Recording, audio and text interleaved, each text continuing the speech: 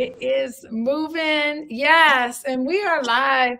Hello, everyone. Welcome, everyone, to Healing Conversations. I am your host, Dr. Alicia Watkins. And today, everybody, we are diving deep into a topic I think that touches every one of us. We all need to know about forgiveness.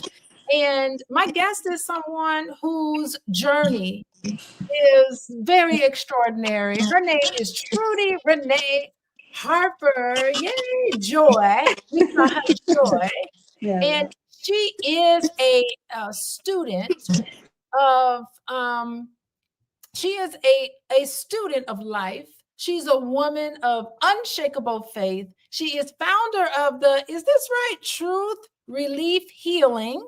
And for over 25 years, she studied the mind, the body, the spirit connection. And yes, we have science to prove that the mind, body, and spirit is all connected together. And this, she's done great, profound shadow work. She has walk through what she calls, and I quote, dark night of the soul. I'd love to hear more about that. And she's done this many times, and she is here to share her wisdom with everybody. Miss Trudi is definitely an empath. She's a spiritual guide. She writes books, everybody. This is so cool. She has a book entitled Planet Kindness, and she's talking about global rebirth. And I'm interested to hear about this kindness agenda. And she calls this type of work a way for us to heal deep trauma. And that's why I really want her on here, because she is talking about today forgive the forgivable and embrace this unconditional love and unity consciousness. Oh my goodness, we got a lot to get into today. She is very passionate advocate for the human and animal rights. We don't have enough of this today, by the way. She's like my sister for real. She is a seeker of peace on earth and a believer of the infinite potential within each of us. This is all the work that I do every single day. I really love Mrs. Trudi and what she has to say. So we're going to explore forgiveness today and why it is really essential for healing and how it can unlock our highest potential. Definitely can. And so everybody, if y'all listening, I want to invite you guys to pause and reflect. Who Y'all, I see you, Jen, in the chat. How you doing? Everybody, who in your life do you need to forgive? Y'all think of this person, and we're going to talk about that today. And or maybe we need to start thinking about, do you need to forgive yourself for something? So keep these questions in mind as we dive right in. And so I want to welcome Trudi into the mix. Hi, Trudi. How are you? Hi, Dr. Alicia. I'm good. How are you? I am really great, and I'm you know, the topic of forgiveness is it's really interesting because Yeah. the the problem with forgiveness is that I'm thinking of somebody who did me wrong, Mm. and I'm thinking of how people I know has experienced a situation where someone has done them wrong. And you have to forgive this person, Mm-hmm. but at the same time, they don't even ask you for forgiveness. How you gonna forgive somebody when they don't even acknowledge that they've done something wrong to you? Number one. And number two, even if they did acknowledge, very rarely do we find people here who are open enough to come to someone and say, I want to start the process of forgiveness. Let's start there. Like, how Mm. do we come to grips with the fact that there are people in our life who we know we need to forgive, and they know they've done us wrong, but they don't even ask for forgiveness? What do you have to say about that? Whew. It is so, this is huge because, okay, first let me say, I do acknowledge how hard it is for people to forgive other people. because we've been so conditioned to blame other people for co-creating situations that are actually a projection of our own inner world. Yes. And so when I understood personally on my own journey, because I used to just hold on, I just, talk about a vindictive spirit, a person who, how, I'm gonna get my get back. That was in my younger years, but in the process of just growing and doing my own shadow work and healing and wanting to be happy, wanting to feel peace, the things that we all want to feel, I had to dig deep inside myself and see why I was attracting certain situations. So let me also start with the root of most of our issues has to do with the fact that we've been programmed and conditioned through patriarchal thinking for over 4,000 years. So with us forgetting who we are, with us forgetting our connection to Mother Earth, with us forgetting our connection to universal law, that is what is undergirding our problems. Because when we understand the law of oneness, that nothing is separate in this universe, that we are all connected to each other, when we understand the law of correspondence, that everything that is going on in our internal reality is going to project into our outer reality because of the neuroscience of the brain. So we have mirror neurons in our brain that actually take photographs almost of what we're thinking and what we're feeling, and then it projects onto our external reality.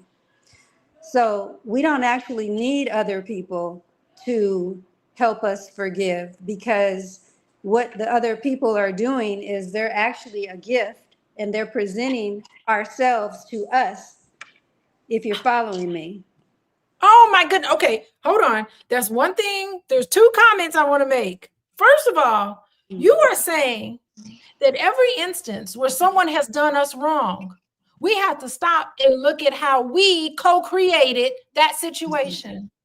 Absolutely. And only time someone can do us wrong is if we give them permission to do that.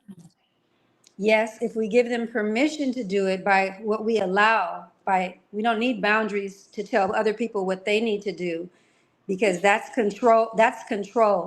And part of the Yes. reason that we have such we're so fixated on controlling our external reality is because we're ancestrally conditioned. So we have in our ancestral DNA and our ancestral memory, our cellular memory, the ownership concept of other people, that somehow we get to tell people what to do. We get to externalize our happiness and our reality and project it onto other people, holding other people responsible for why we feel the way that we feel. And it's all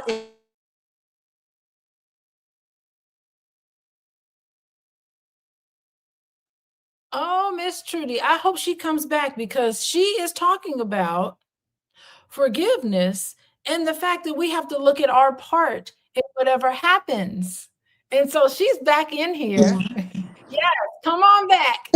here we go. You are on it. Go ahead. So this is so layered. And Yes. if we can start with understanding that our people are not well. We are sick. We are mentally not well. And we're mentally not well because we don't understand how we're meant to function as a human technology.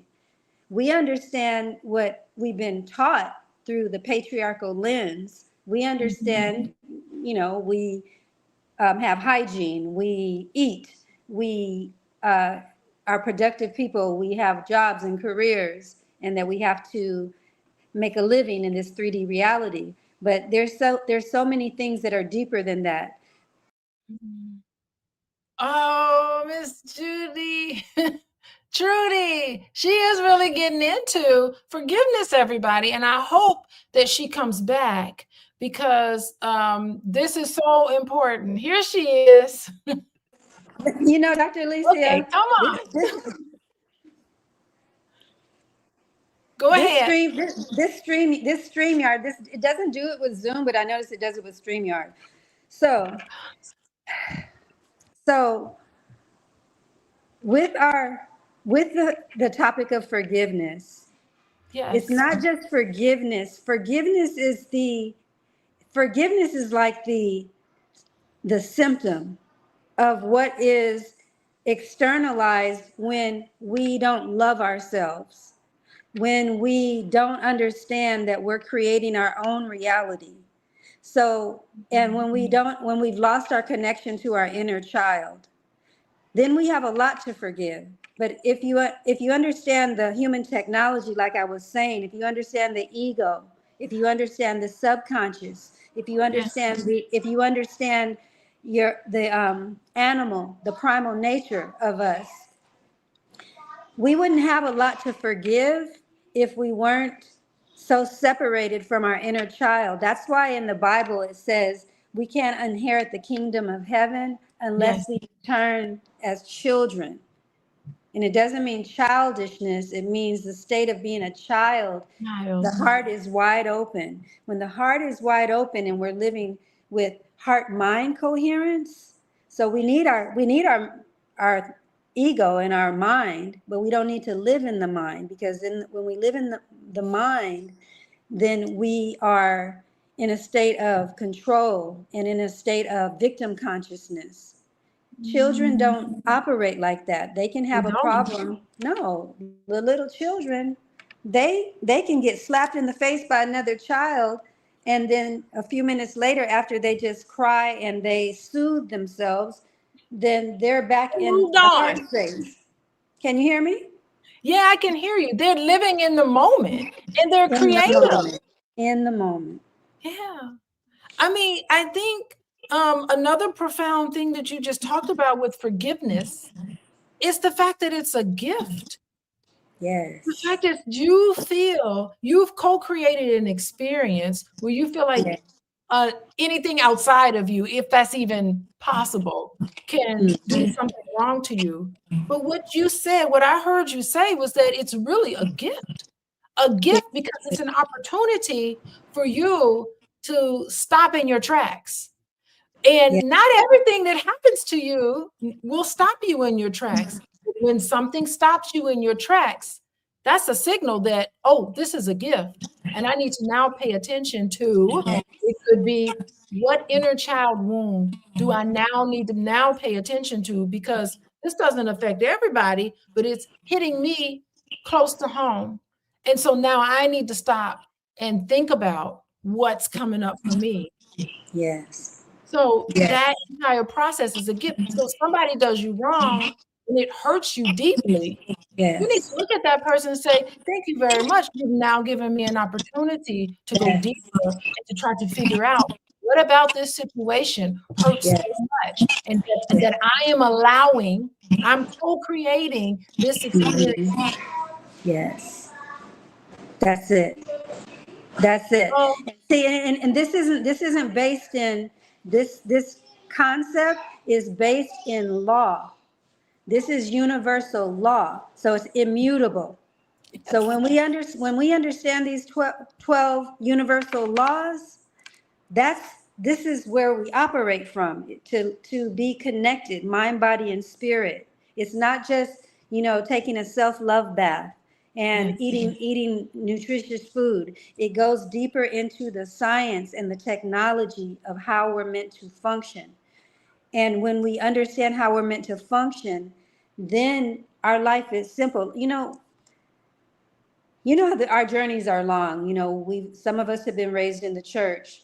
We have different spiritual practices and ways of life to make the best of this reality, Yes. To make sense of it all. to make sense of it all. But when we understand our let's say our astrological codes, so our own unique human blueprint, when we understand that and the universal laws, and we apply those and we study those and we apply them to everyday life and how we relate to other people, we literally don't even have problems anymore. We don't have problems. We have feelings, we have experiences, but they're not problems. It only becomes a problem when what happens? When a situation comes up, and for some of us, one situation becomes a problem, and for other people, another situation becomes a problem. Yeah. What is it that demarcates whether an issue becomes a problem or whether you tend to use these universal laws, which I think all of us need to study and we need to get into, because it's a universal law. You can't change that. Right. You need to use it and work with it so that we can make sense out of this 3D reality we happen to be living in right now. You got What it. have you noticed is the demarcation between what becomes a problem and what just becomes something you need to absorb? So that's a good question, because we're all experiencing life through our own lens based on our traumas, and our traumas are based in the patriarchal conditioning and how we're living in separation. We're living in an illusion that we're separate, that we're not one. And even taking it even more recently to our ancestors, say the Maasai tribe, or there's I forgot the name of it, because the Khan people of Ghana. So, the communal concept of living together and understanding that everything we do affects each other. If we understand, if we're living in oneness and not separation from other people, then we don't have a lot to get upset about, because we're working together in unison collectively to accomplish the same goal.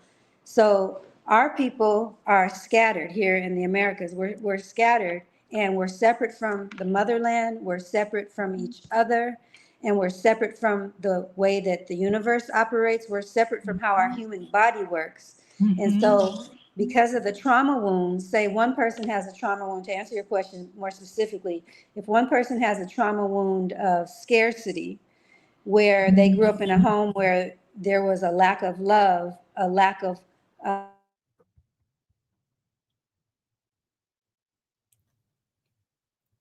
Hey, everybody. We are talking to Trudi Harper here, and she's going to come back on because she's breaking down. She's taking it to a whole nother level, you guys. We are talking about the truth about forgiveness, and we're talking to Miss Trudi, and she's telling us some deep stuff about forgiveness.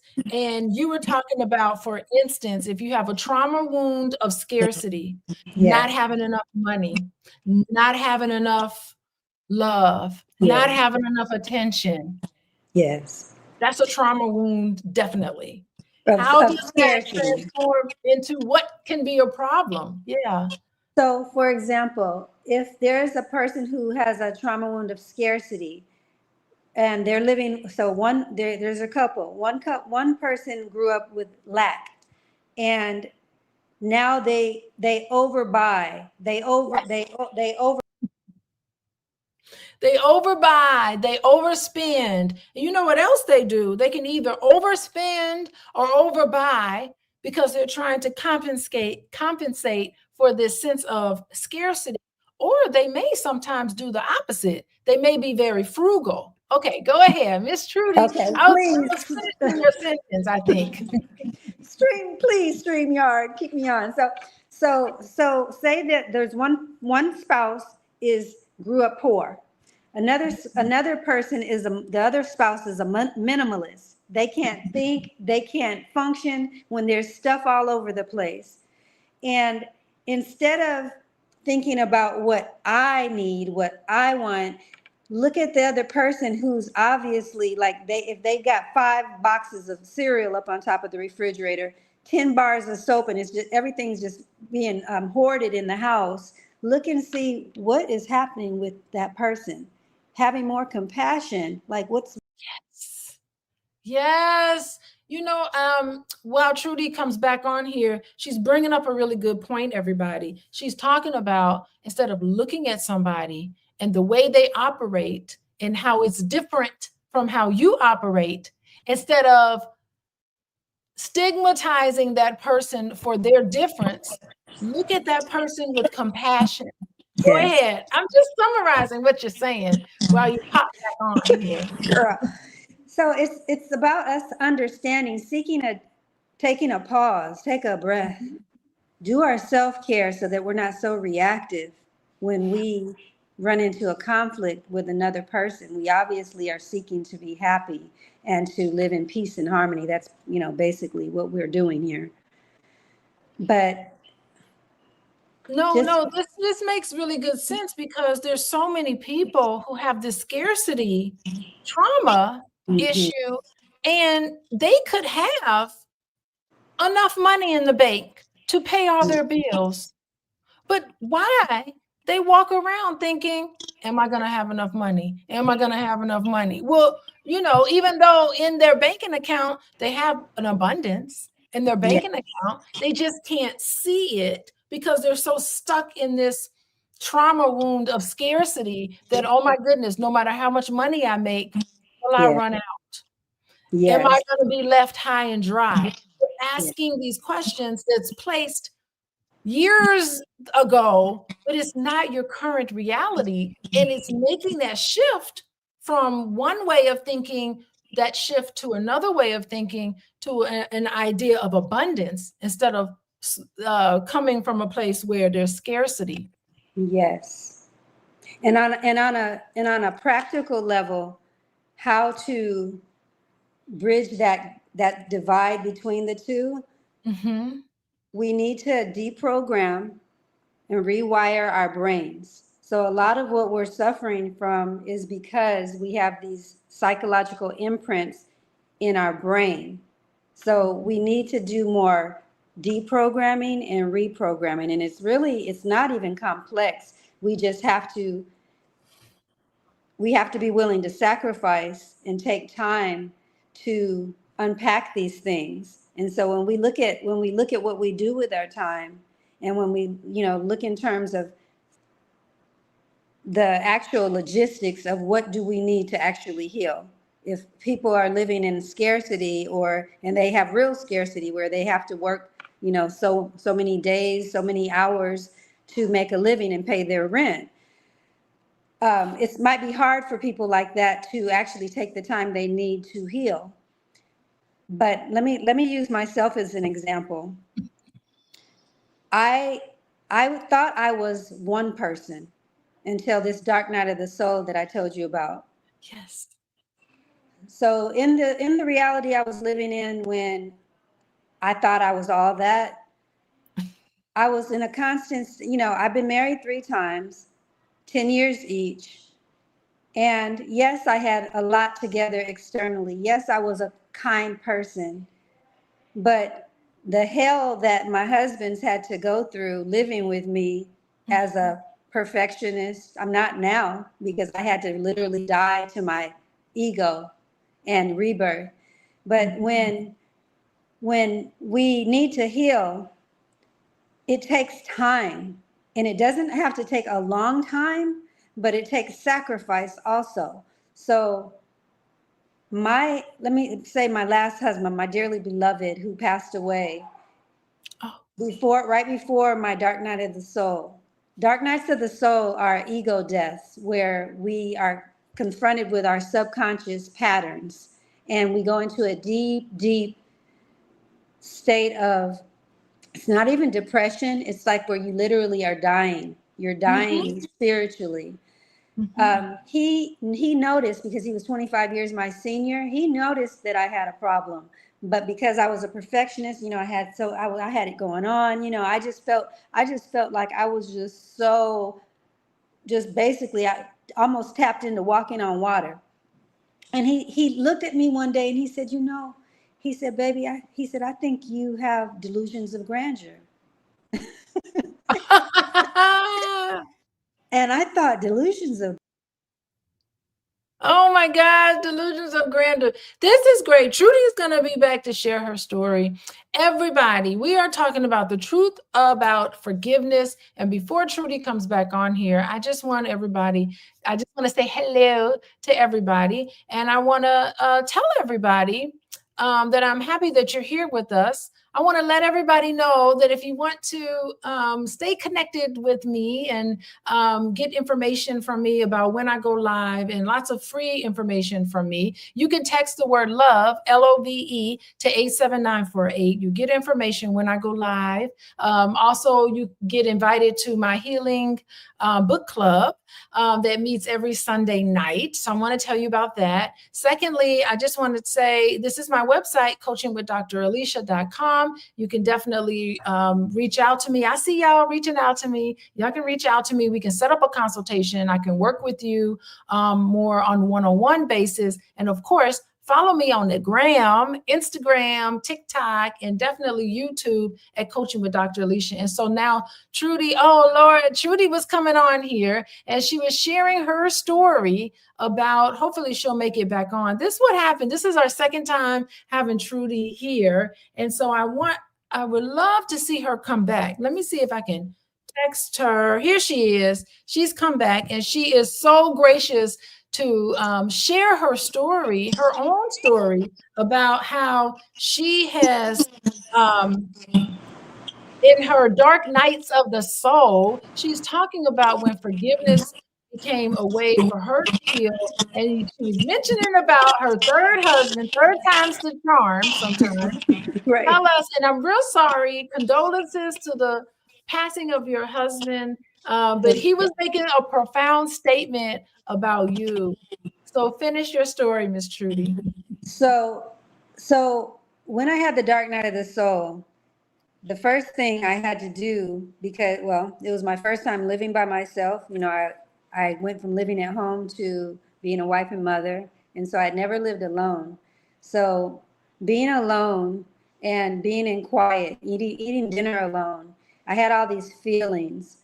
And this was only 3.5 years ago. This is when this other journey started. So I had a healing journey when I was young.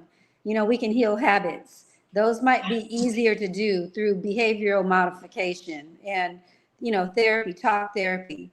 But when we talk about getting into the soul, and when we talk about getting into childhood wounds and ancestral trauma, it's so deep and so sorrowful and so grievous that we can't just pick back up and put on a smile and put ourselves together professionally and get back to work. My advice is, if you can take time, make some sacrifices, take time to really reconnect with the mind, the body, and the spirit, or the soul, and collect those soul fragments. Collecting soul fragments are every time we betray ourselves, every time we were abandoned, every time some people grew up with physical and sexual abuse. Go back and collect those parts of ourselves. It takes time. It takes a lot of crying. And in our society, I don't know when it happened, but this need to always be happy. The soul's journey is not even about being happy. The soul's journey is about reintegrating our essential self, our soul, who we are outside of the body, connecting that back to ourselves. And that's where the inner child lives. That's where real joy lives. That's where real peace lives. And it's hard to embody those things. It's hard for us to actually live a integrated life if we haven't grieved on a cellular. Yes. And it's not linear, so it's not like we get it done. You know, I've done a lot of healing. Like, I don't have to have a glass of wine to get out on the dance floor. I don't have to smoke weed. And it's not that I didn't used to do some of those things sometimes. So I'm not judging anything. Yes. Okay. So let me pick up on where Miss Trudi was talking about. I really enjoy, everybody, how she is speaking about integrated life. And from where I'm sitting, I think that is so spot on. Because anyway, let's bring her back on. I was talking about, before you cut out, I was talking about this integrated life, how that's so important with healing. And really, in a nutshell, that's really what I do as a therapist, is that I help integrate, because here's what happens. when we have developmental trauma or even situational trauma, like something scary that can happen to you, it's still with us, but we're moving on day-to-day life, like everything is okay, but it just becomes like an abscess. Yes. That's kind of Yes. hanging out. It's an abscess that kind of hangs out right there on the skin, but you're still carrying through life and you're being normal, but it's not until something comes by and it touches that abscess that you're like, ouch, this really hurts. And that's what trauma does. And to heal that, what I was saying is like an abscess, and to heal that trauma, you have to integrate. You have to be able to look at that abscess and that experience that created that sore and integrate that into your walking life. It's not about having the perfect childhood. It's Right. not about finding the love of your life one time and being married. Don't matter how many times you marry, 6, 7, 8 times, however many times it takes.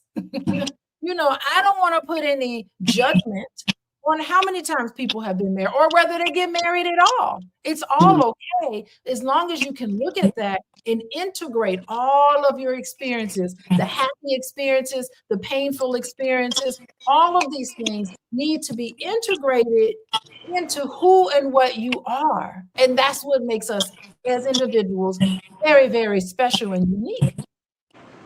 Yes. And so the integration and even having the, like how you just broke it down into into a science. So that's very important to have a comprehension of what is happening with us, because a lot of people are confused. A lot of people are so disassociated from how they actually feel inside because they've externalized survival.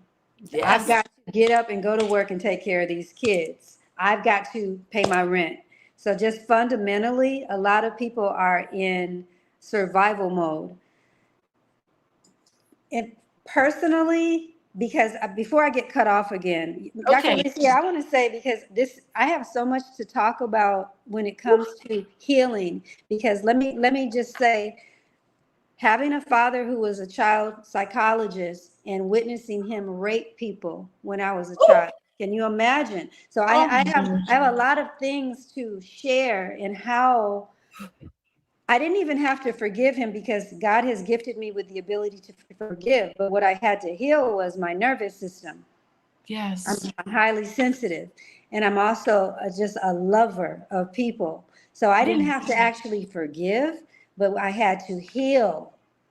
Because I said, Daddy, when I remembered, because I had disassociated, when I remember, I said, why did you do those things? Because I ended up with eating disorders. I ended up with agoraphobia. This is in my late teens and early 20s. These are things I've healed from.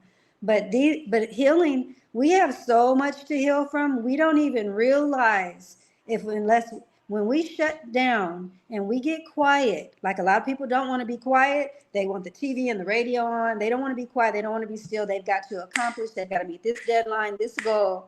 But when my world shut down and I was able to be still and listen to the things that God was telling me, no matter what you call God, God lives in here, not God in the sky, God inside.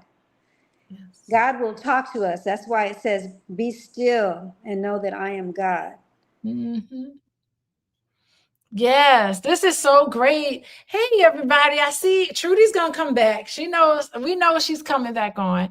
Gosh, I'm reading these comments here. What a comment we have here. Oh my gosh. Miss Trudy, while you were on, we got James Ramsey, who has this big comment, and I think is really worth looking at. He's saying that as a people, for 500 years, we have endured and suffered many socially engineered attacks, which has disrupted our mental health, resulting in unaddressed trauma from years of oppression and war.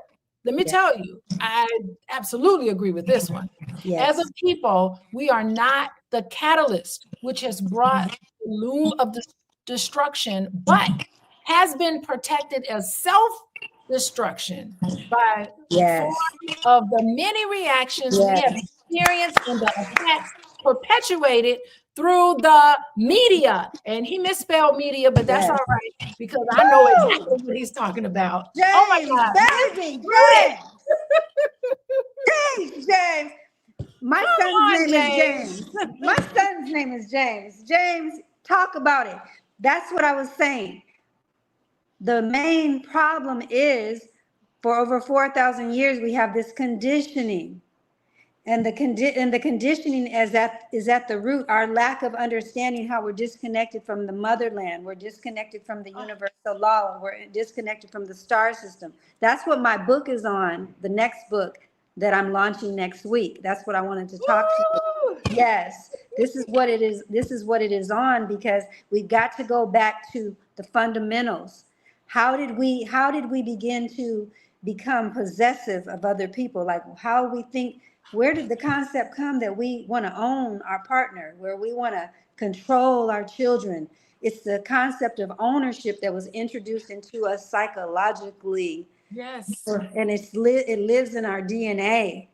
And if we're quiet long enough, and if we don't stuff ourselves with food, and we don't smoke it away, and we're not drinking it away, our ancestors live inside of us, and they will talk to us. Yes.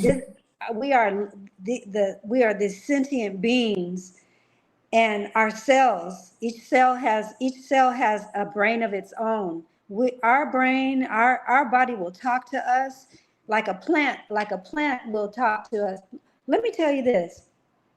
My second husband had an affair in our house.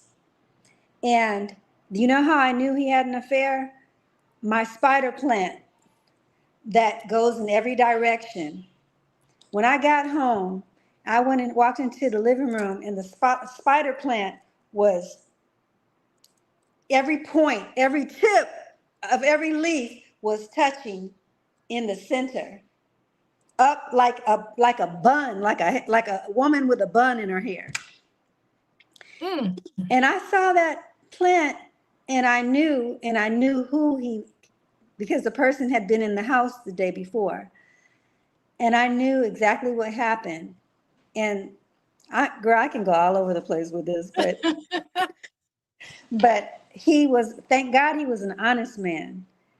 And Oof. I demanded honesty, because I wasn't going to be, now this is the key when we talk about forgiveness. I gave all three of my husbands, that's why I'm friends with the one passed, but that's why I'm still friends with the other two, because I did create a space where they can be honest and they can tell me things without me leaving them, without abandoning them. So it wasn't a matter of me forgiving them. It was a matter of me loving myself enough to see how I co-created those situations, and to breathe through the shock and the hurt and the pain of when these experiences happen. Not when someone does something to me. No one's doing anything to me. Life is always happening for us. Yes. The gift of the reality of the pain teacher, when these things come up, they felt safe enough. That's the agreement. Like, if I tell you this, you're not going to leave me, though. You're not going to abandon me and re-trigger how my daddy left me. And my daddy, I was no good this, and nobody was there for me. So I'm not going to re-trigger those abandonment wounds. It's hard. But if we use aromatherapy, if we use the somatic breathing, if we take responsibility, this is like what radical responsibility is. Like, It's a cry for help. Yes. Radical responsibility. Yes. if you know a person loves you, but then you get hurt by something that they do, instead of focusing on, like, how could they do this to me? Like, I was there for that person. I did all these things for this person. And, no. First of all, love has no conditions. We call attachment love. We call ownership and fear. We call all these behaviors love, when love is actually what Christ. I'm not Christian, but I do practice the principles in the Bible that were plagiarized by the ancient Kemetic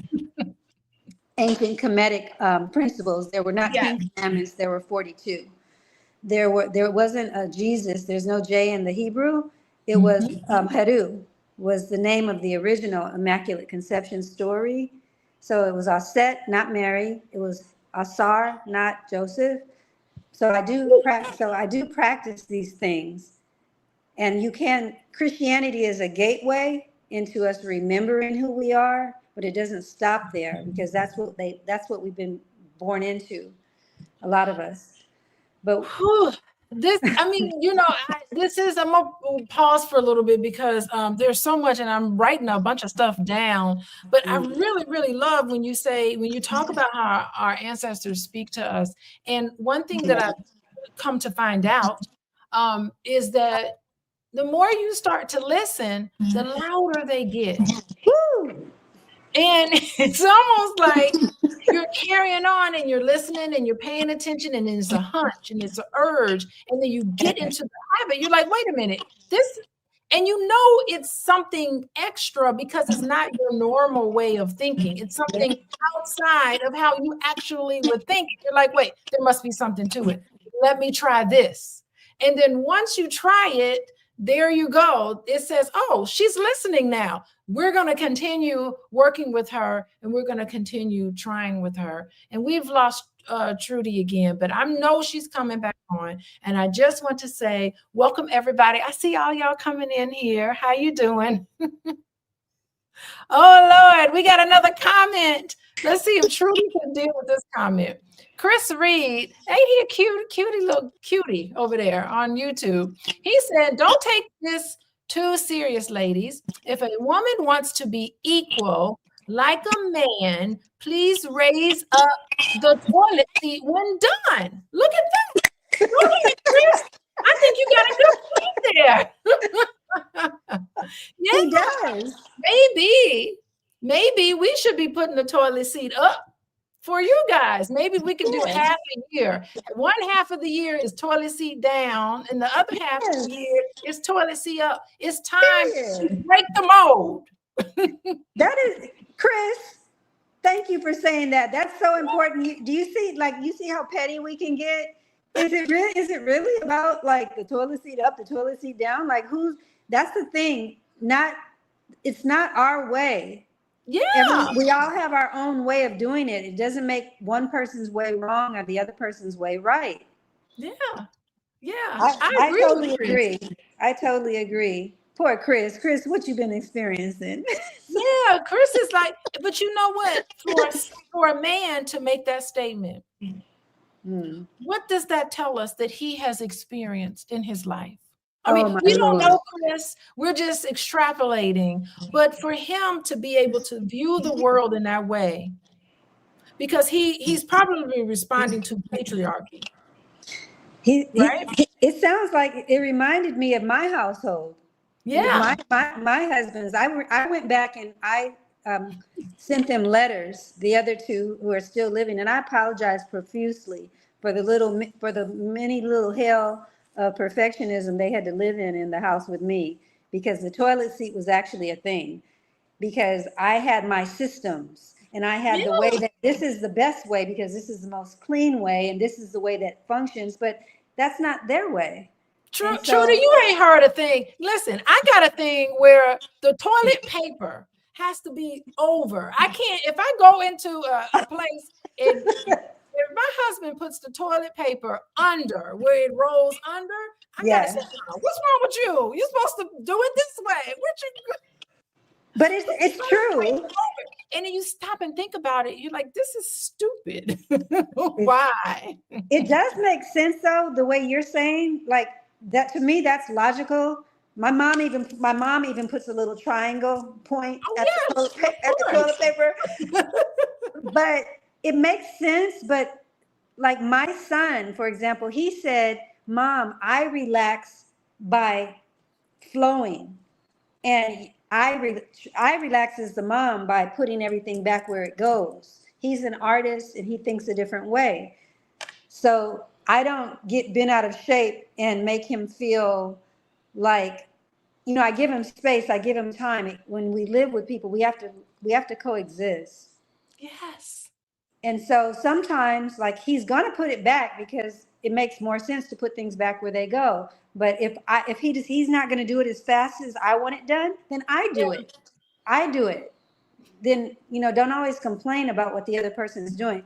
Dr. Lisa, can I mention one thing when it comes to forgiveness before I get kicked off again? Okay. A lot of women, what we're going through is sexual trauma. Some men also are going through sexual trauma. I want to get back to victim consciousness and the Yes. law of correspondence. How is it that, if some man raped me or I was molested as a child, why is it my responsibility? How did I create this? Make it make sense. Yeah. So the energy body Yes. and the trauma imprints of our ancestors also live inside of us. So it doesn't mean that we necessarily projected that reality consciously. Oh, yes. But say, for example, if we watch a lot of crime shows with a lot of rape and murder, those Yes. things are imprinted into the subconscious mind, and those Yes. still project energetically in the realm, in the 5D, the fifth dimension, where we can't see. Those things are also projecting. We attract through the law of attraction. But the other way we create those painful situations is the sins of the father. That's what it means by the sins of the father. That karma, that law of what law is it? It's the law of cause and effect. Yes. For every cause, there is an effect. Yes. So that reaping and sowing, Yes. it might not be, that's a law. That's why I said we got to understand the universal law. We might not have caused the rape, but because our father or our grandfather or our grandmother or one of our ancestors created it, the ripple effect doesn't happen until our lifetime. These are laws. And I'll take it even further, Trudi. Yes. Because I love science. Good. Science tells us, do you know what the number one predictor if a woman gets sexually assaulted? Is No. if her mother was sexually assaulted. Woo. Number one predictor. Oh, I didn't know that. Yeah. Yeah.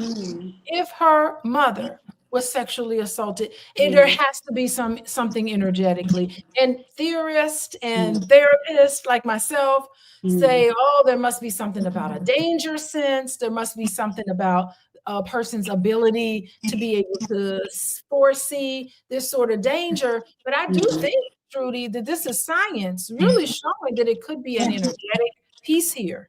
It really, really is. And so in terms of forgiving people for what happens to us, these things are happening for us. Now, I'm a person who's been deeply hurt in my life. I'm very sensitive, so I'm still like the experience with my son and his fiance. That's in my cells. It's going to take me a few days to unpack the feelings that they had that logged into my womb and into my lower back. I still don't have that out of my system. So these things are energetic. These hurts and these pains, they're layered. And it's the least thing that we need to do when these things happen is focus on what the other person did. It's so much more than what the other person did. They have to unpack that themselves. But the experience that we actually attracted is trying to teach us some things to help us collect our soul fragments, to help us continue on the process of evolution. That's why we're here. We're here to remember that we are God inside of ourselves. That is why we're here. We're here for our soul's lessons. It's not a happy journey. If we get some happiness out of it, hey, great when we have moments of joy, great when we have the connectedness. But the soul, the pain teacher, and journeying back through the 4,000 years of the patriarchy to reconnect to our ancestors, reconnect to the earth, reconnect to the universe that lives inside of us. I'm gonna have a lot more about the details of how we actually reconnect. In my book that I'm launching next week. I will have more details because it's a study. So we need to take time, and everybody has, we have free will. So how people choose to approach their healing journey is, everyone's choice. How I chose to approach it, I shaved my hair. I gave away everything that I owned. I, I fast.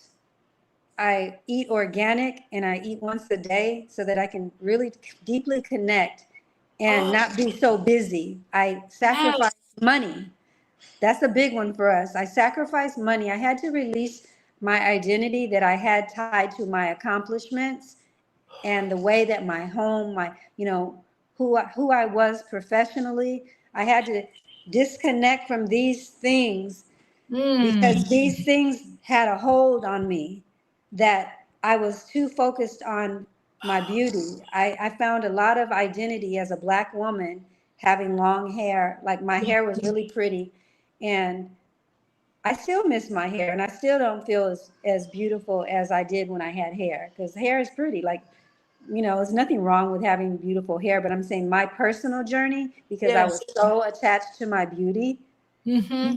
and I was so attached to, I made it, and look at what I got. And it wasn't in an arrogant way. It was just in a false identity way. So, ooh, you are talking about so much stuff. Oh my God. Okay. So here we're talking about when these, okay, so Trudi, she's going to come back on, I'm certain. How's everybody doing? And Jen is like, who do we forgive? Jen is asking a really good question. Who do we forgive? We'll have Miss Trudi come back on and talk about that. But one thing I want to say that is so important with Judy referencing is, and here she is back on. Here, let me put her back on here.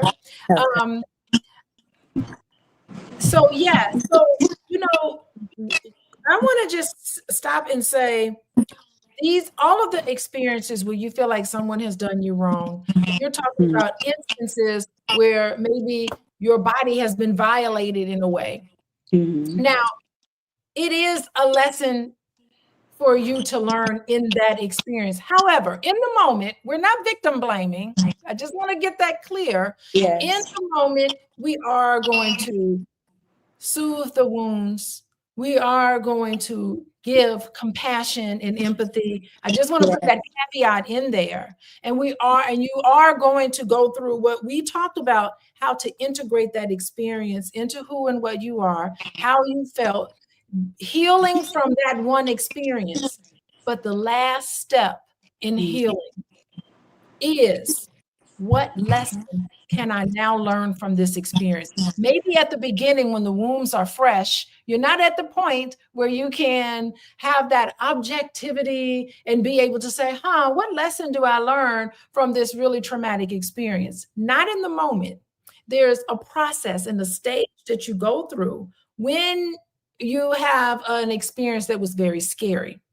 So I know Trudi was nodding her head. There's this process that you go through in the healing and forgiveness process, because the last piece of it is saying, okay, maybe part of my lesson is to write a book about it and share my story for other people, or it's to talk about my transition, or maybe I've learned, maybe I need to detach.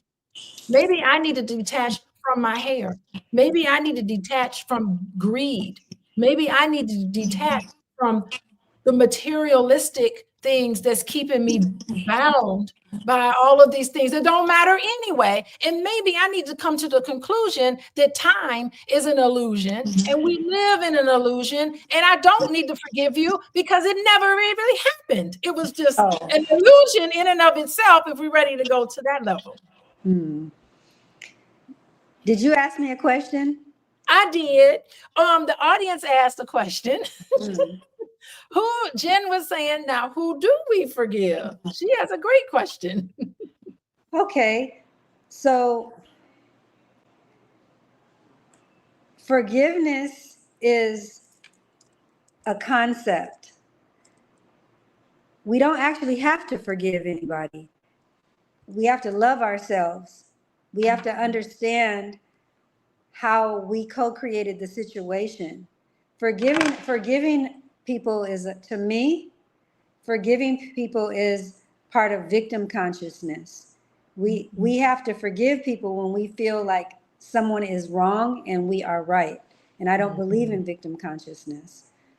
I believe that radical responsibility and understanding the universal law of correspondence is what helps us to heal. Seeing ourselves, the law of oneness, seeing ourselves in the other person, and understanding where another person is coming from. Because going back to children, children don't have a concept of forgiving. They just go back and hug the other person. And they continue to play with the little children, not children who have already come from behind the veil. They cry because these experiences hurt us. We're sentient beings. We feel these things. We have a heart, but we intellectualize too much in life because we're disconnected from the earth.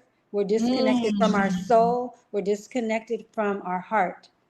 And that's why the concept of forgiveness is so, it's a big deal in the healing community. And it's a big deal. I don't want to minimize that we don't need to heal and that we don't need to treat people with kindness. But we need, even as important as treating other people well, we need to understand that we are the same. We are one. It is the law of oneness. It's entanglement. We are not separate from the other. And so I'm sorry. And for me, I'm sorry will do. That's good enough. You don't Yeah, have I'm to. sorry.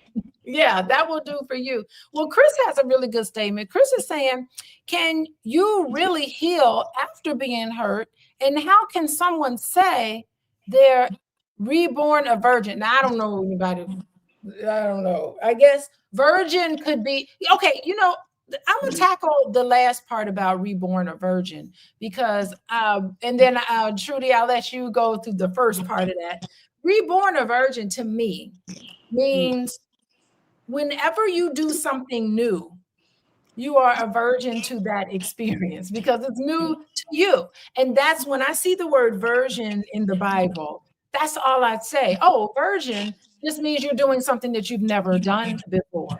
And so you're taking on a new hat, you're taking on a new task. To me, that's what a virgin means. So, Miss Trudy, I'll let you take that top part. Can you really heal after being hurt? Can you really heal after being hurt? This is what Chris is asking. Yes. But healing is like drinking water every day, taking a bath. That's what healing is like to me. Healing is part of the human experience. Every night before you go to bed, you can heal. You can take that shower and let that water come through you and let that be healing. Yes. That's healing because, as equally important as healing, as equally important as what the other person did, we need to understand that it's a gift, it's a projection, because it's the law of correspondence. Whatever's happening in our internal reality is going to show up in the 3D reality. And we are externalizing what our inner world is. That's why some people say, it's our movie, it's our show. We're the director and the cast. Everyone in our reality is a cast member reflecting something in us. Because we're attracting, through the law of attraction, we're attracting the experience. So healing, people have different ways they like to heal. Some do breath work, some do aromatherapy, some do yoga, some do journaling, talk therapy. There's so many ways to heal. In my opinion, the best way to heal is to look at the experience through the lens of a child. Yes. We're so armored. I'm surprised I'm not crying now. I was hoping I would get a good cry in because that stuff, I want to say that shit I went through today and yesterday with my son's fiance. Their relationship is ending because she cannot forgive him not this time. I cannot forgive you because of what he said to another woman. I've been there. My husband's paid dearly for my self-righteousness and my judgments. This is what we when talk about healing. What we need to heal is not the pain of what we are going to experience from what other people are doing. We need to heal from what's inside of us that is actually creating these situations. The lack of self-love, the self-righteousness, the judgment, the anger, Oh. the rage, and where these things came from. This is what we. Yes, she's saying this is what we need to heal from, and we know Trudi will be back. But I want to say hello to everybody, and we are talking about the truth about forgiveness. We're taking forgiveness on another level. This is not just asking a person to say, I'm sorry, which for Trudi is good enough for her, but this is all about how we are co-creating that experience. And I like what you're saying. Do you want to finish your thought before I ask my last question for tonight? Okay, I don't want to hold you up too much longer. So we're too focused. I want you guys to understand, we're focused on forgiving other people because we're not understanding how we've been conditioned to externalize in a state of victim consciousness and blame. We're blaming other people for the gift that they're actually handing us. Betrayal is a big one. Abandonment is a big one. We're blaming them. They left me. They, how could they betray me like this? I was so good to them. But what did rejection? Rejection is the worst one. Before anyone can reject us, we've rejected ourselves in the relationship by compromising values, boundaries, and the person is just mirroring ourselves to us. So we need to stop focusing on other people. We're so fixated on externalizing our value, externalizing our pain. They did it, and this is why I'm so hurt. Well, they brought us a gift to show us what we're doing to ourselves. All three of my husbands cheated on me, and they would also like to have sex with me a lot. So it wasn't that we weren't having sex. It was more like I was a turnoff with my behavior, my mindset, my attitudes, my judgments. And so they actually were bringing me, I didn't get it until my husband died. That's when I went through the dark night of the soul, and I began to see, because I was still long enough and I didn't have those things to attach to that kept me busy and that kept me feeling good about myself. Yes. I had to feel myself. I had to feel actually really how bad I actually felt without success, without beauty, without my codependency. My third husband and I, we got along good though, but he was a Scorpio. He was a Scorpio, and he is a triple Scorpio. And so I was getting him a second wife at the time. Our people did that. The matriarchal lineage, the ancestrally, I was going to have a sister wife. But he died before that happened. But he was finishing fulfilling the agreements he made with me, and we started off polygamous, which was easy for me because I like the communal. I like the big family. I like having friends and having help in the house. And then I have that extra time for myself to, handle my classes and have more time to rest, be with my friends. But he passed before then. But when it was going from monogamy to polygamy, I had to deal with my ego had to be beat down. Because that's a good one. I don't know. I draw the line. I ain't trying to share my husband with nobody. But anyway, and it's not about possessiveness. That's my twin soul. But I want to tell you one thing I really like about what you said is the part about healing where I eventually get to the point with a lot of the clients that I work with where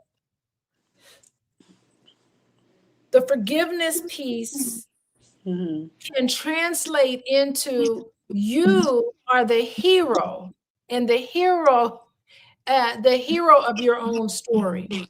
You're the victor. So you've been through something tough, and you go through all of these stages where you're integrating this experience. Because first you come in, usually what happens when people come in to see me initially, they are having these trauma responses, post-traumatic stress disorder responses. And I don't know if people understand this, but to experience PTSD is very disorienting for the person experiencing this, because they're stepping outside of who and what they really are. They're not following their principles. They're becoming someone totally different because their body is basically time traveling to a moment where there's danger. So once you go through the step of integrating this in, once you start connecting the dots, you start coming out of it. I love this whole thing about the lesson that can be learned. Usually what I have some of my clients do is to write out the story about what happened when somebody did you wrong. Put all the details in it, read that, and then rewrite the story where you're saying, you know what? I'm the superhero in this story. I've made it through something very, very difficult. And now I am what now? How are you so much better? What have you learned? What have you integrated into yourself? How have you co-created this experience? You can now see it objectively. But initially, you're so confused because trauma makes you confused. It's disorienting. You don't have clarity in your life. You don't know who you are. You don't know what the world is. Is the world dangerous? Is the world a safe place? How am I going to navigate in this? I'm holding myself back. I can't achieve the goals that I want to achieve. I'm too afraid to leave my house. All of these things that happen. At the end of it, it's showing that, okay, this is where I once was, but now I am victorious. And I am stronger and better, and has taught me this lesson, and I will go forward in life as a new person. And that's why when you tell me that you wrote this book, I am so eager to dive into this, your book, because it's your story and it's how you've come to make sense of it all. And it needs to be put in a book. Everybody needs to write a memoir. Yeah. Did you ask me a question? I was listening. I didn't, but would you like to comment? Yes. But the call had gone out, so I didn't hear the question. Oh, I didn't even have a question. I just want you to comment on rewriting your story where you're victorious now. You've gone through something horrible and you've now stronger. Yeah, I love, and you know, if I really like you're very light to me, Alicia. I like the way you remind me of a person who's like the glass half full. And even if it's a hard day, it's like you're so warm and tender. You know, I really appreciate your presence. And just saying that, because kindness means so much to me. And what I was saying, I want to celebrate you in this space, because to get to where you've gotten to in life, you've had to have gone through some things too.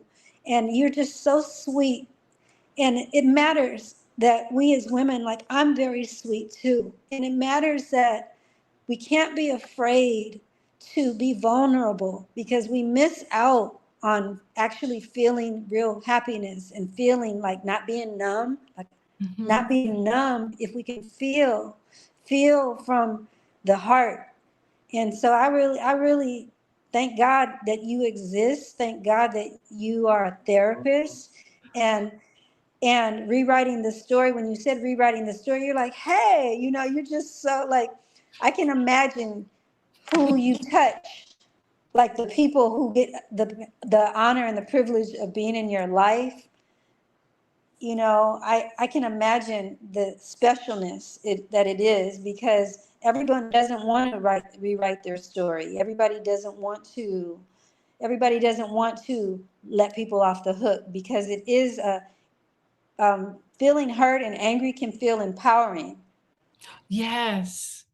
But when we are tapped in, and when we stop having these behaviors that separate us from our soul and our inner child, the anger can't stay. The anger will dissipate when we're connected to the heart, because love and authenticity is the highest frequency and highest vibration. And that frequency of love and authenticity, where the inner child lives, it will Yeah. disintegrate. It will melt that anger.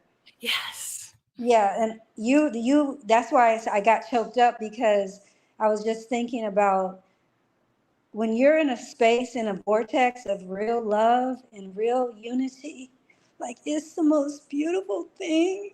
It's the most beautiful. Hold on for a minute. I just want to let this out.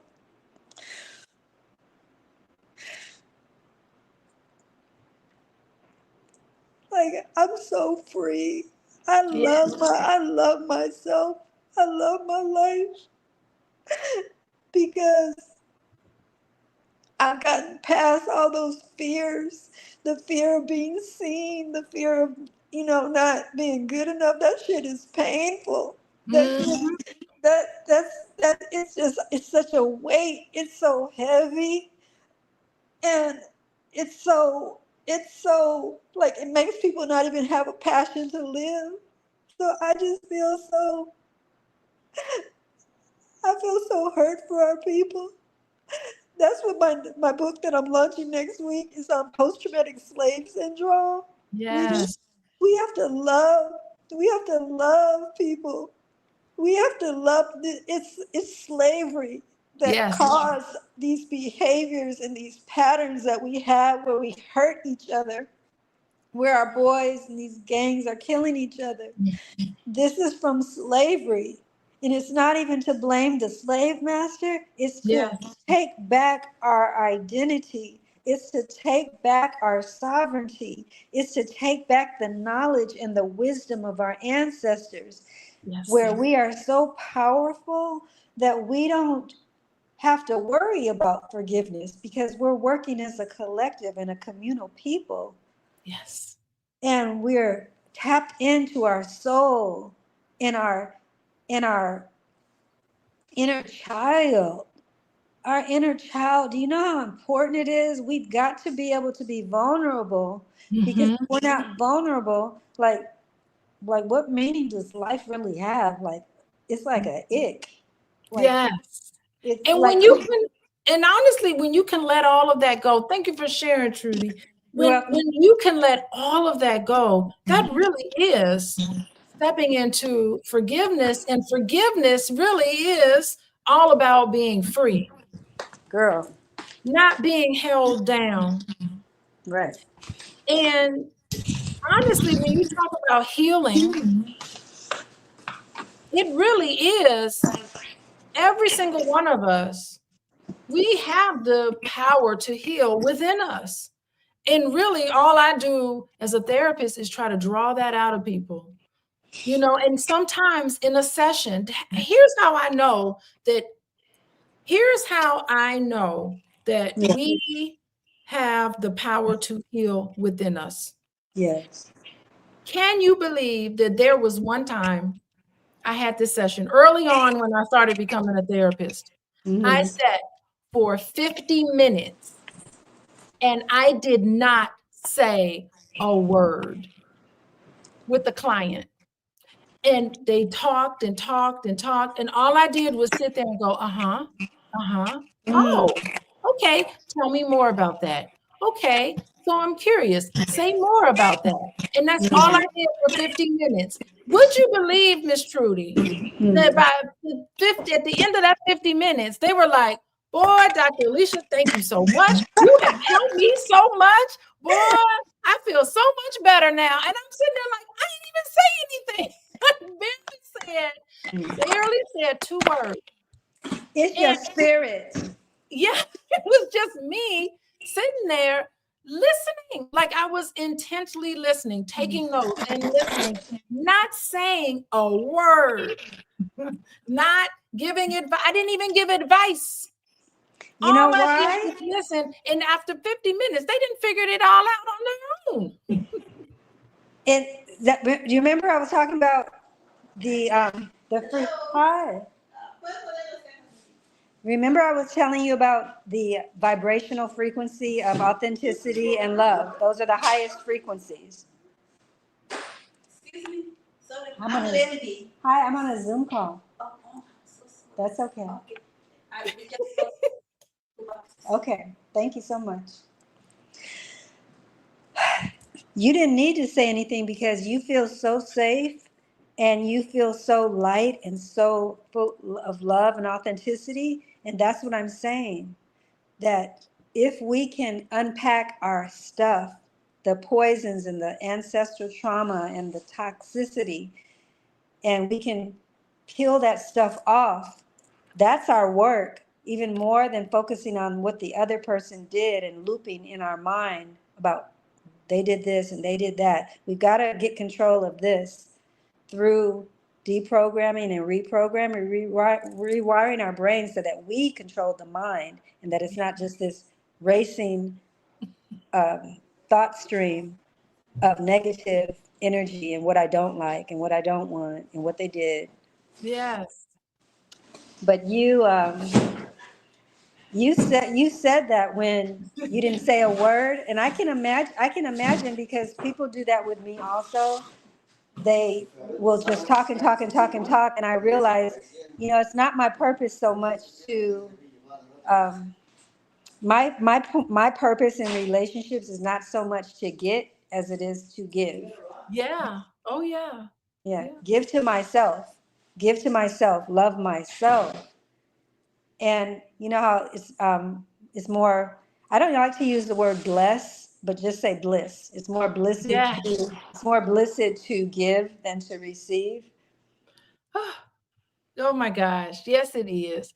Lord, you guys, we are having a good conversation today. Welcome everybody. This is Healing Conversation with Dr. Alicia, just in case I see some of y'all coming in here. I'd like for everybody to take their phones out and to text LOVE, LOVE, to 87948 so you get more information about when I go live. Who knows when I'm going live nowadays? When I go live, usually it's Sunday, Monday, and then Tuesdays are usually my days. Listen, I'm a college professor, full-time college professor. This is the first week of classes. So that's all I can do. And I train other adults on how to become a therapist. So that's my full-time job. This is part-time, y'all. So you still, when I do something special and I give out free stuff for everybody, you can text the word LOVE, LOVE, to 87948. And then when I also get time, I do post on social media as much as I can, but I am at Coaching with Dr. Alicia on all the platforms. Y'all pick up your phones, follow me on Instagram. I'm almost at 10,000 followers. I'm trying to get there, but that's okay. You follow me and I try to post really great stuff on there so that I can build this healing community of people. And then of course, if you're interested in working with me, I'll leave my website up, coachingwithdralicia.com. And today we are talking about forgiveness. If y'all missed today, y'all be sure to save this video because Trudi is breaking it down. We broke it down today, all about what forgiveness is really about. It's the truth about forgiveness. And I ain't going to give it all away, but we have talked about it today. Be sure to hit the like button. You know somebody going through something really sticky, icky, and betrayal, and all of these terrible things that we co-create. That's a hint. We co-create. Be sure to share this video with people that you think would really benefit from this experience. And I am so happy to have Miss Trudi on. And I don't care, you bouncing on and off, but we're patient for you. And I just want for those who are watching and right now, and all of you who are struggling, it's still a struggle, Miss Trudi, on how to let go. What are some simple things that you can suggest for people that can help people to really release the resentment? I would love for husband and wives that have been married for 20 some odd years to let go of resentment, okay, so they can move forward with peace.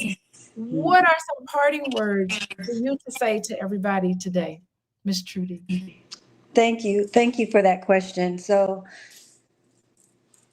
don't be afraid to be yourself.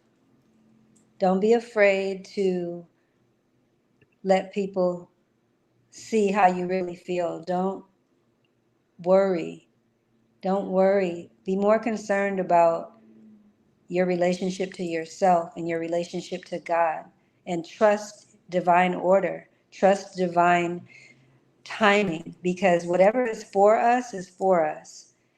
Nothing happens outside of God's will. So whether you call God Allah, whether you call God, Jesus or source, the universe, God lives in here, inside. So there's nothing that can happen that isn't part of the divine plan. So try to be your child self. Yes. Try to, for example, when my pain was at its height, it would only come out when people would say, "How you doing?" Or like when I look at your face, Dr. Alicia, you look so sweet. It's just a kindness. And my pain would come out at grocery stores, in the post office, at a presentation. And what I did was I allowed myself, I didn't worry about, was I going to get a contract? Was I going to, how are people going to see me? Are they going to think I'm bipolar? Are they, I didn't worry about what people thought about me. Don't worry about what people think about you. Don't even cancel, cut, delete, clear. Don't think about what you think about yourself. Think about your inner child, because as long as we don't honor that inner child and let that inner child feel what it feels, we're going to constantly attract and magnetize to us self-abandonment and betrayal. We've got to touch back into that inner child. So wherever that inner child, don't hit anybody, and, don't be violent about it, but scream into your pillow. Yes. If everybody were to follow exactly to the letter what you just said, I would be out of a job. And that would be the best day of my life. Yeah, we That is got really to. how I feel.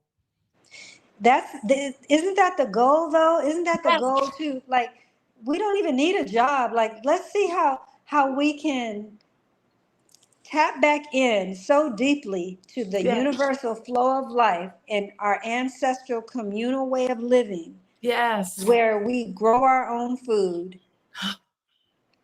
There's going to be resources at the end of my book where I'm going to add you to that list also, Dr. Alicia, because that's what I was thinking. Okay. Some people want talk therapy, and for talk therapy, like I love your style. And so there's a need for all these different types of things. Like I do inner child rebirthing and Reiki. Yes. I spend 60 to 70% of my time in silence, and I don't eat a lot of food because I want to keep my body sensitive to energy. So I don't stuff it like I did when I had eating disorders when I was a teenager. I would stuff pots of food into my system because the anxiety and the pain from losing my dad was so deep. It was like a wrestling. It was an anxiety in my solar plexus, and I would stuff it with food. Then I'd take a smoke. Girl, then I'd Ooh. be cussing people out. Oh boy. Oh my gosh. Oh my goodness. So if we can Oh, stay free from overeating, over blaming, smoking, um, junk food, uh, retail therapy, all these things of excess. If we lighten our load, travel light. Like, there's a song by Eric Badu, Bag Lady. Like, listen to that. yes. Bag lady, you're gonna hurt your back. Okay? Carrying all those bags around. It's a daily work. Yes. Ladies, please take a bath and not a shower so that you can get inside that yoni, and where there's so much energetic frequency inside the vaginal canal. Let that water get in there and let the water, we're made of like 65 to 75% water. Let the water get into the cells and soak and be God, still so in that good. tub. Soak in that tub and let the water talk to you and talk to the water. That's another thing we can do to let go is Yes. talk to the water before you drink it. And since water holds the frequency and memory, and say, I love you, water. I honor you. Thank you for supporting me and thank you for loving me. Just whatever whatever is true to you, and drink the water. Become one with that water. Become one with, Mm. be still, take time, slow down, give away things. Before I get off the call real quick, I still hadn't gotten into that area of self-mastery that I really wanted to get into with my third husband. Oh, He was so sweet. Oh, that man was so sweet. oh. But I still didn't feel enough joy. I still didn't feel enough peace. I still hadn't gotten into my mission yet. And I said, God, Mm. how am I not being like God? How? Because I felt so perfect already. I'm like, how am I not being like God? And God said, you don't share your husband. You don't share your husband. You are narcissistic. You want the world to revolve around you. You want him to worship you. I really wanted him to worship me. And this is Woo. conditioning, the Disney fairy tale of my Oh my Prince gosh. Charming. And he sees me, the fairy tale and the man, the Jodeci songs. I will die for you. And, you know, Boy, those songs of the 90s, I love it. Music of the 90s, but it's not necessarily realistic. It's only realistic to a certain stage of romance. This is so great. Let me tell you, oh my goodness, wow, wow, is what I can say. Trudy, I have to thank you so much. You have poured so much truth and wisdom and your own light into this conversation today. And I think your journey, your resilience, oh my gosh, just a little bit I've heard even today. I think that, your commitment to healing, I think it really reminds us that forgiveness is freedom. It's Yeah, about taking back your power and yeah, figuring out how you're co-creating. The first thing you need to do when somebody does you wrong is to stop and think about how that was allowed to happen. Once you're out of the fight, of yeah, course, yeah, yeah. it's against the wall, go for it, right? That's what I say. But Mm. it opens a doorway to a place of peace and becoming our fullest selves. So I want to thank you for joining us. And everybody watching, I want to leave you all. Hey, have this reflection. Think about how you can move forward, like what Trudy is saying, and to be freer, more whole. She's talking about as simple as taking a bath. Ladies, sit your butt in some bath water and let your yoni get into the water. Hey, that's something there. That Yeah. doesn't cost you anything but a bathtub of water. It doesn't have to cost you very much. And I think that's very poignant. I want to highlight there. But remember, forgiveness is not about the other person. I want y'all to remember that. It is about healing. And today, if today's conversation spoke to any of you guys out there, please do me a favor, hit the like button, share this video with someone who needs it. Yes, I see y'all in there, Rhonda and Jen, our regular people in here. I see y'all here. And then make sure, thank you, Trudy, for reminding us about truth and forgiveness. Anyway, I want to say goodbye to everybody, and I will see you Thank guys you. next Monday. Yeah, I'll be back on next Monday. Bye-bye, everybody. Thank you. Yes.